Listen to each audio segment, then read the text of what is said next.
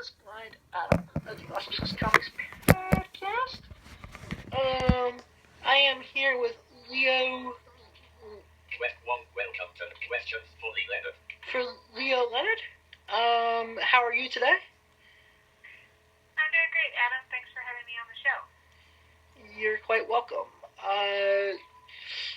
Welcome to the show. I understand you write several different genres. I understand that you write several different genres of books. Yes, I like to write. I write romance novels, but I also write a lot of books about the Native American culture because I grew up in the Southwest. So I've got a couple different series that are about. One's about the Navajos and this young girl whose mother is actually.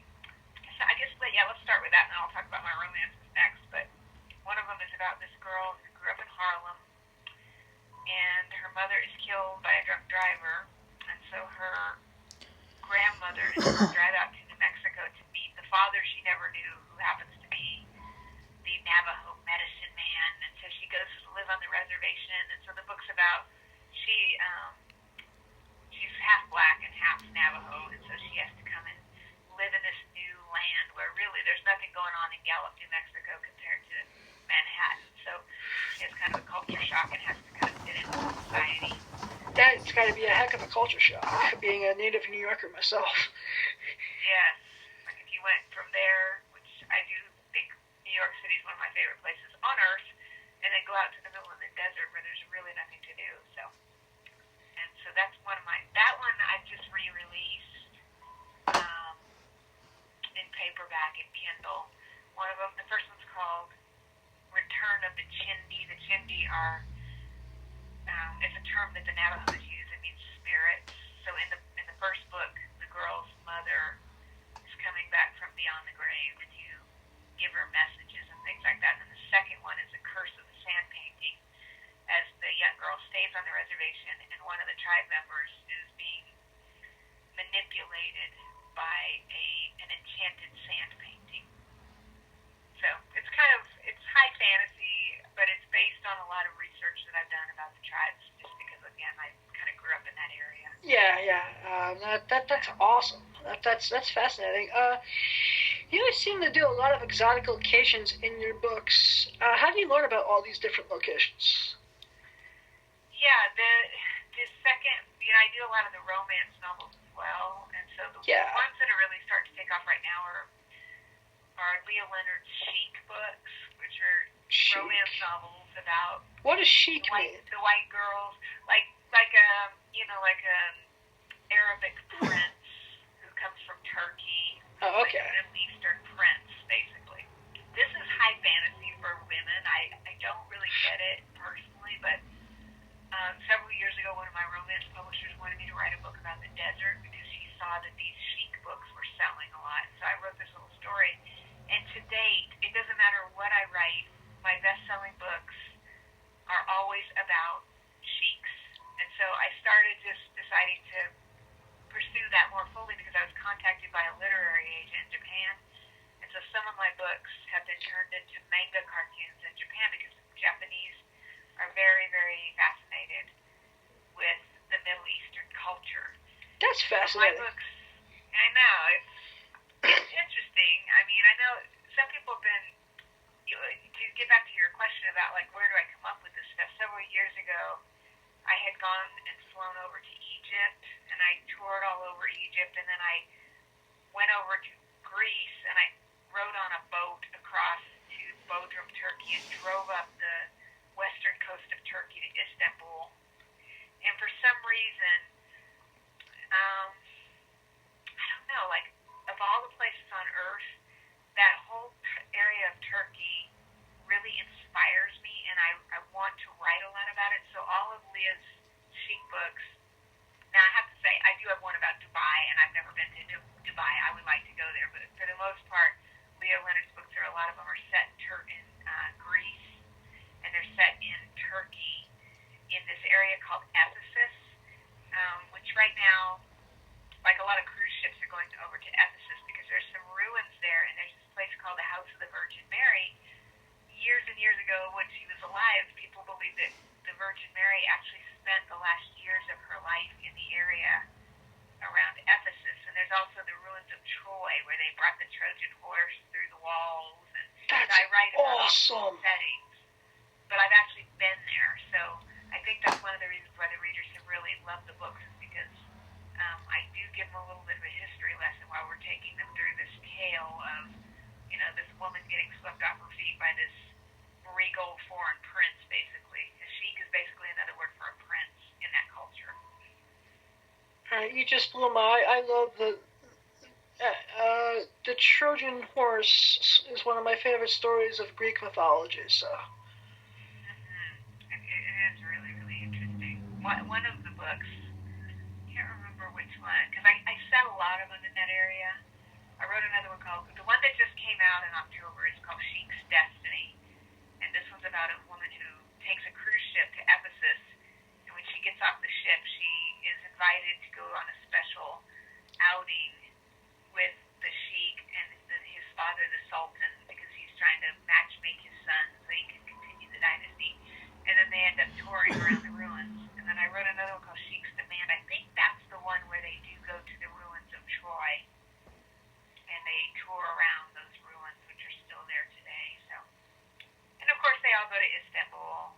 I went there several years ago. There's a really amazing bazaar there where you walk in this old mosque, and they've got rows and rows and rows of vendors just selling like the Turkish rugs and the spices and things like that. It's a very awesome. colorful place. It's a very, very colorful setting for the books. But again, I've been there. Yeah, I mean, this is. Like I said, I'm really blown away. You know, it just really fascinates me. Books. You have really a blank. Link www.blank around the word. You have really exotic settings in all of your books. How do you write about all of these places? Around the blank. Link yesterday at 5:40. Yeah, so, you know, going back to the different genres, what genre do you find easier to do? The romancy stuff, or? That's a good question. I'm not in the organization anymore, but I spent several years as a member of Romance Writers of America. And so I went to a lot of conferences. I was doing a lot of writing prior to joining, and then you go to these conferences and you kind of learn the, quote, proper way to write a romance novel. I don't know that that's really been good for my career, honestly.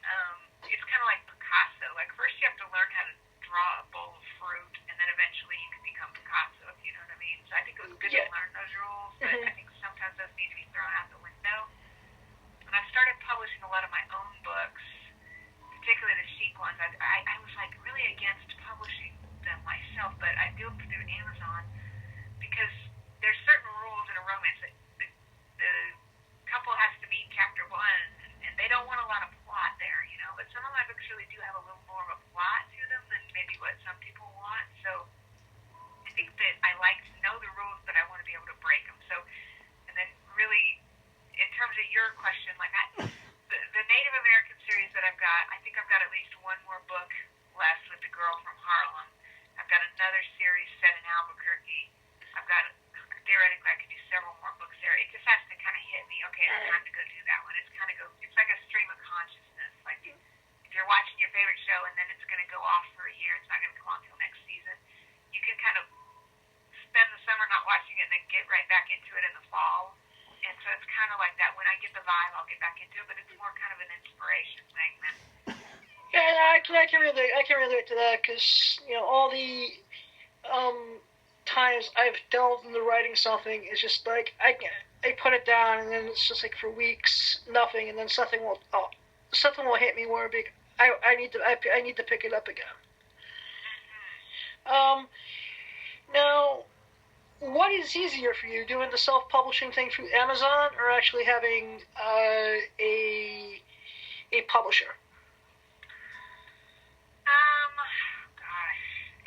In a way, I mean, I have a really great publisher. My stuff is published by dystines.com, which is, it's a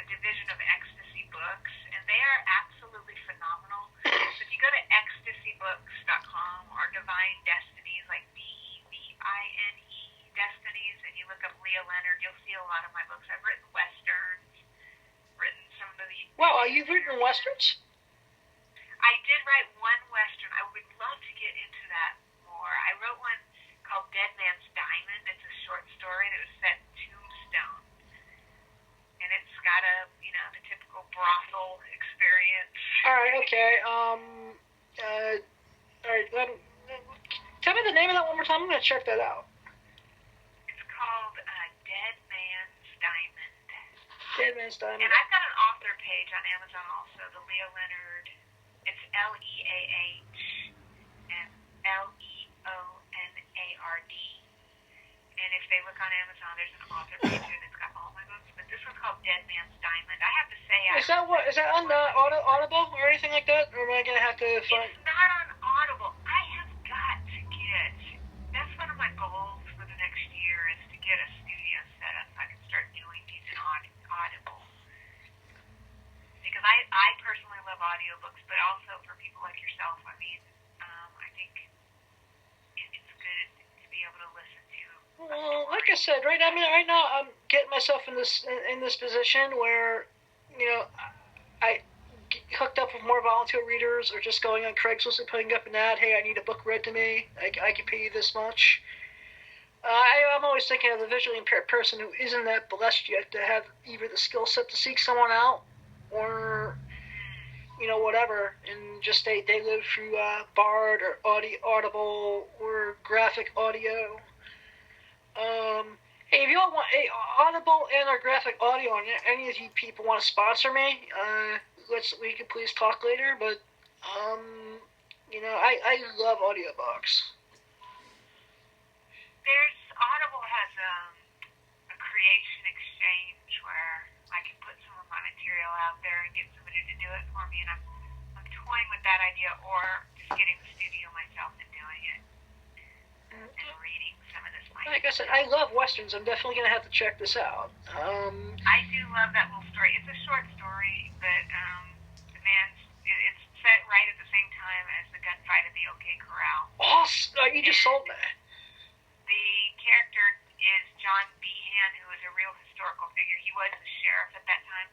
And this is another one, Adam. I don't know where it came from. One day it just hit me in the head, and it kind of just came through. I don't know if I lived a past life in Tombstone or what, but actually, this sounds. I think I lived in the. I actually think at times in a past life, was in the Old West. It's highly probable. I just have that vibe because with some of my personal beliefs, especially towards the whole brothel experiences. Just some people think I would have been better off out in that time period. Well, there you go. But that's awesome. I encourage you to try revisiting that time period again. I need to. That's another one, like you said. Maybe I need to pick that one up. That's one of the things. In fact, I had a dream several years ago that I got really well known for my westerns, but I haven't finished pursuing it. I guess I've just got a lot of pans in the fire. Well, when you have so many pans and so many fires, it's just I guess it's just like if you're cooking a 5-course meal. Yeah, I guess you stick to the one course the best, and then you go back as needed, I guess. Yeah, I think that I did a lot of this writing. I mean, some people would say this was a mistake, but I've written a lot in different genres because I have to figure out, like, what do I enjoy the best? And then sometimes it just gets down to the characters that I love. Like the girl from Harlem, her name is Nasha. I love her. I'm going to write her again because I love those people. I don't know where they came from, but I love them. And the John Behan and the people in the Dead Man's Diamond story are definitely others that I also love. So to answer the other question you were asking, like, is it easier for me to publish it myself? I mean, then I'm doing the cover design, I'm getting the editing done, and I'm writing the book. I do think my Divine Destinies team is phenomenal, and they've got some really talented people there who have been completely supportive to me over my career. So I can't really say one is better than the other. It was just experiments that I try over the years to decide. And I remember a couple of years back you gave me some valuable advice about self-publishing. So it's never been forgotten.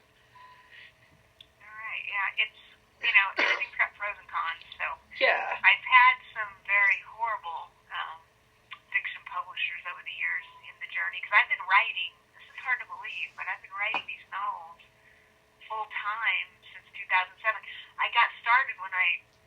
went over to England and I was traveling through Ireland and I got this idea to write this book about this woman who falls in love with this guy that she meets at the Blarney Castle in Southern Ireland, which I did go to also. So I wrote this one called The Kiss at Blarney Castle.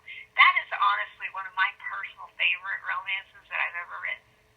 I love everything about it. It's got like a ghost and it's a mystery novel in a bit, but it's not a proper romance.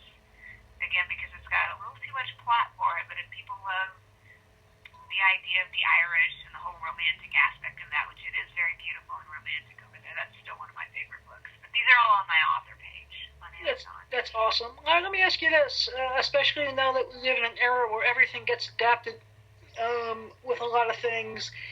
Yeah, is there any work of yours that you could see getting adapted to either big or small screen? I would love to start moving in that direction to adapt. I've done some screenplays. Nothing's ever made it yet. Done some stage plays. Those have actually been produced, some of them. So I think that probably, the evolution of it would have to be that eventually this stuff will have to start going on to the screen. There's so many venues now, and there's so many channels. I mean, I think that the screen is really where there's definitely a need there for some decent material, to say the least. Exactly. You have so much different material that you could just pick something and run with it for, say, a Vimeo or a Netflix or an Amazon. You could even do something small scale and probably do a test run on YouTube if you wanted to. Or perhaps you could just create something totally new. Yeah, it's definitely right on my mind, Adam. Right at this time, actually. I know Amazon's got some new platforms they're doing to try to draw it. Amazon's really taking over the world, I guess. I love them. Let's say I'm in bed with them, so to speak. No, I saw my. But other publishers are very upset because it's really destroyed the publishing business, even for some of the small to mid-sized publishers. So the good ones are still alive, like Ecstasy Books and some of them, but a lot of them are going out of business. But the thing is, Amazon pays. They're a stable thing.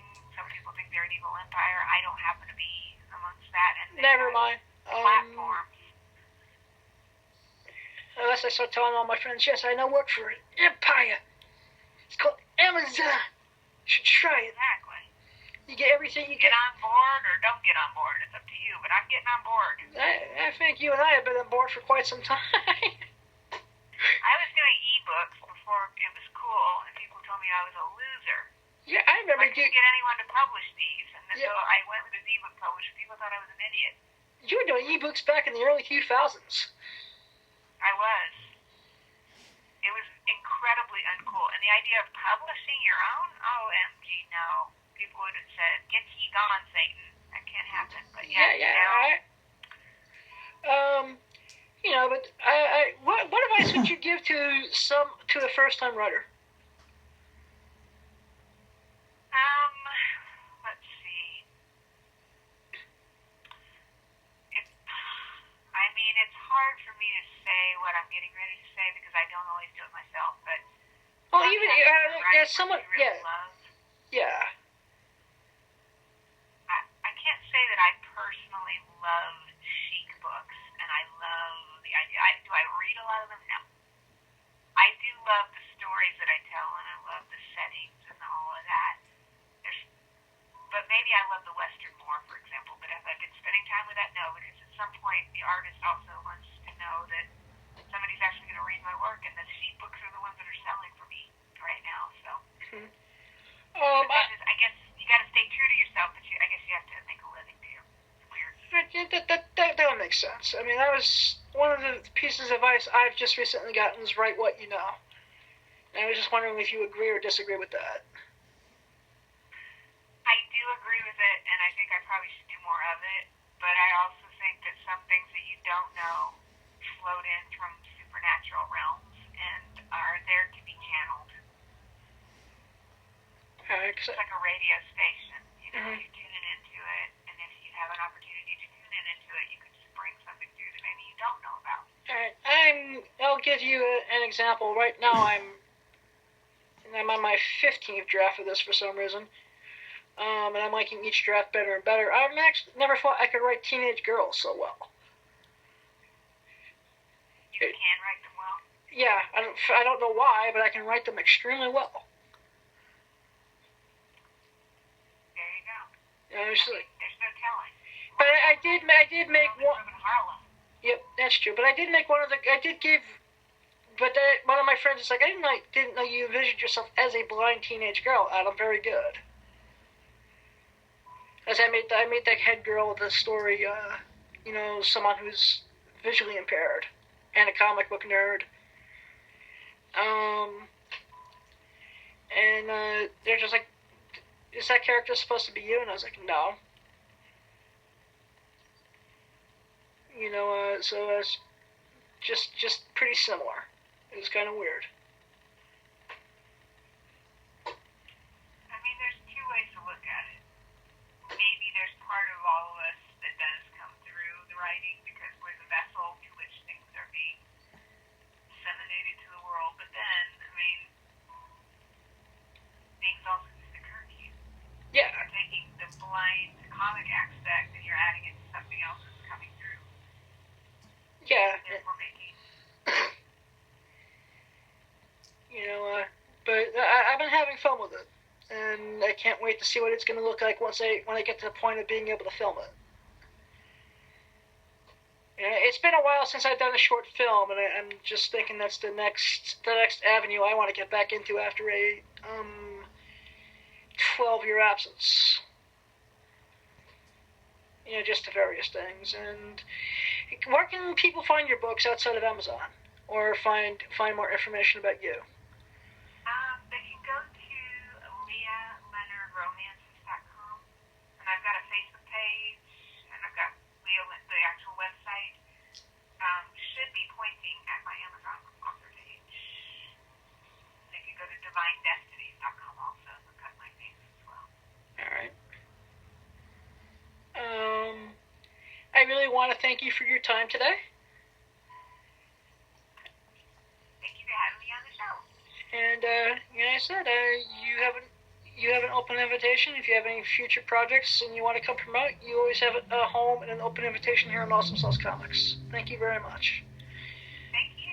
Blind Adam out.